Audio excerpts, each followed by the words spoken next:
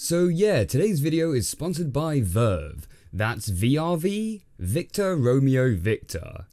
And good thing too, because this video got struck hard.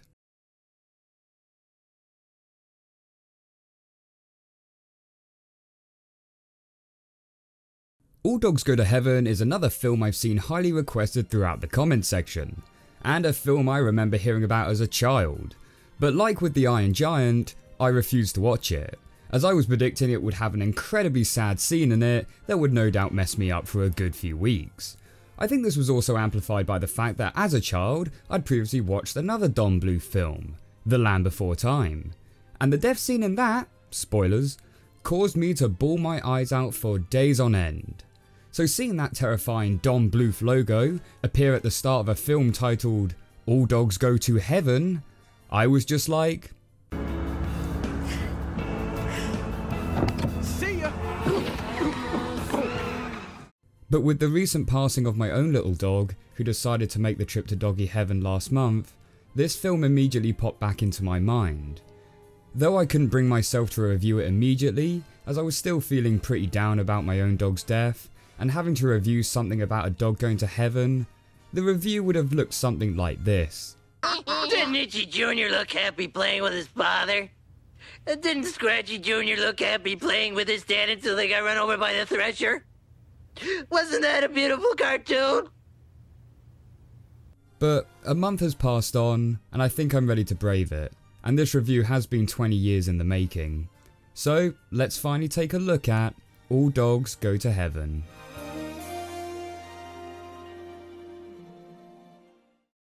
All Dogs Go to Heaven was released in 1989 and was directed and produced by the animation legend himself, Don Bluth, who by this point had brought us solid entries such as The Secret of NIMH, An American Tail, and of course, The Land Before Time.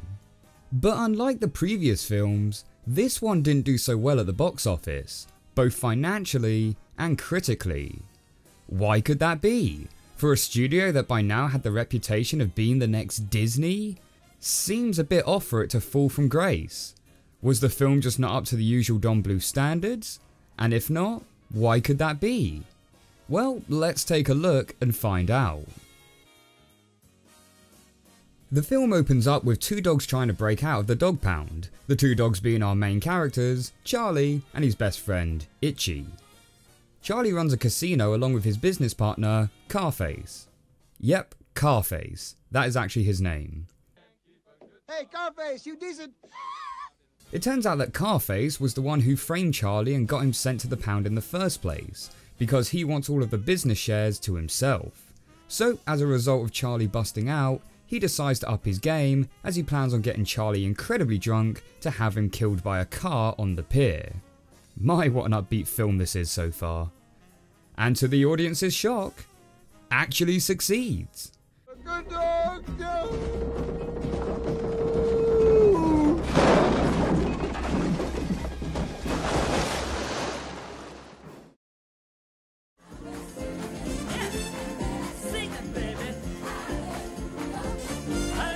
Charlie, despite being a dick his whole life, wakes up to find himself in heaven. As an angel explains, "Oh, not to worry, Charlie, you'll go to heaven.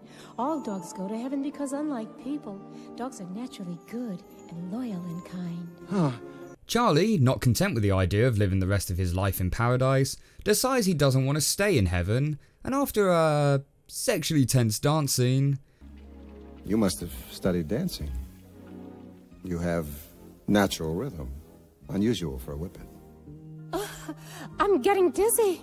Charlie manages to steal a pocket watch that represents his lifespan, and winds back the clock to send him back to Earth, not only giving him immortality, but also allowing him to plot his revenge on his ex-business partner, Carface. While sneaking through the casino, Charlie and Itchy discover that Carface has been keeping a little orphan girl hostage.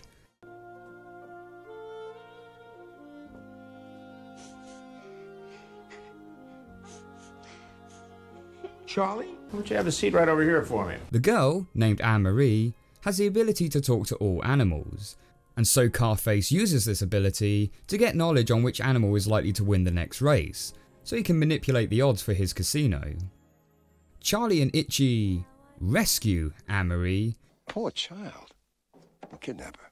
Kidnap? Rescue her. And start using her gift to their own advantages, having her find out which animals will win the race so they themselves can place winning bets. Now this is where the story starts to take a bit of a turn, as for the second act of the film, we seem to forget about Charlie's plot to get revenge on Carface and get this completely different storyline where the focus shifts to Anne-Marie trying to find a new home, and how Charlie is trying to build his own casino by exploiting her. Which is odd that Charlie would try and do something like this, considering he's meant to be laying low so that Carface still thinks he's dead. Carface ain't gonna look for her here. He thinks I'm dead, remember? And opening up a casino with your name all over it definitely isn't what I'd qualify as laying low. We get into the third act where Anne-Marie is kidnapped by Carface, which leads to an ultimate rescue mission from Charlie and his friends. Charlie has to make the ultimate sacrifice where he has to leave his pocket watch to sink into the ocean, so that he can get Anne-Marie back to safety.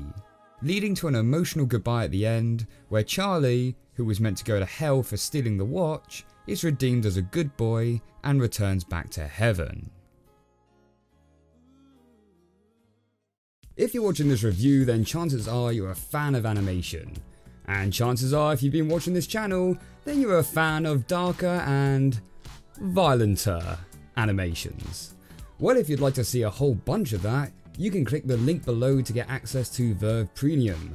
Verve Premium will give you unlimited ad-free access to places like Crunchyroll, Cartoon Hangover, Rooster Teeth, and many more.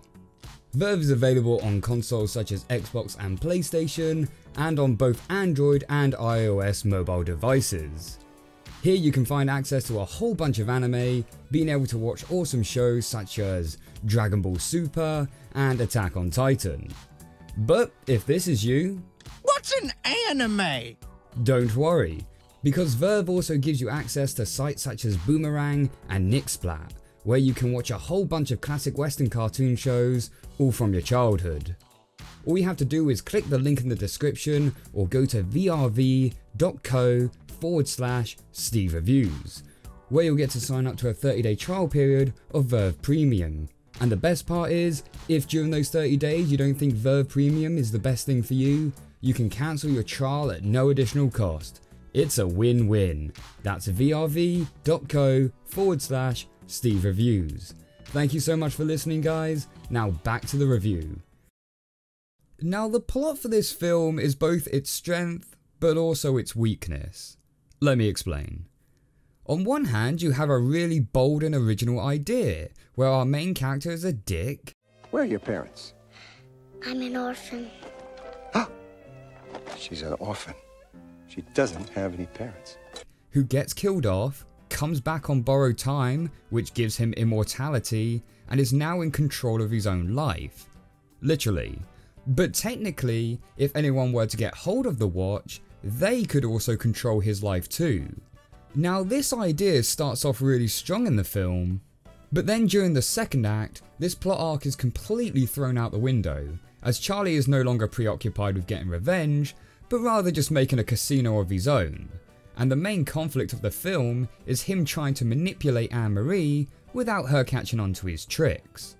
During this portion, there is very little mention of the pocket watch, apart from one dream sequence where Charlie imagines himself in hell, and Carface doesn't really impact the plot again until the third act where he kidnaps Anne-Marie.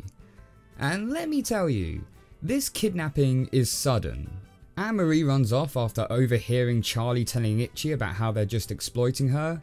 She's literally off screen for like 10 seconds, where we're then told that Carface has her. Carface! Like, how? How did Carface get to her when he didn't even know where they were hiding? And how did this small child get so far away from Charlie, who was a speedy German Shepherd? We also have a scene before which kinda just suddenly happens as well, where Charlie is trying to guilt Anne-Marie into going back with him, then suddenly Carface turns up with a ray gun and starts blasting them. Goodbye, Charlie.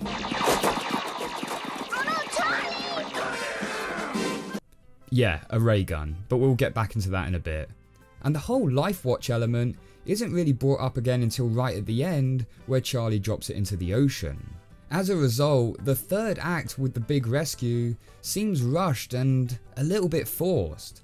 Like, why are all these other dogs coming to help Charlie and Anne-Marie?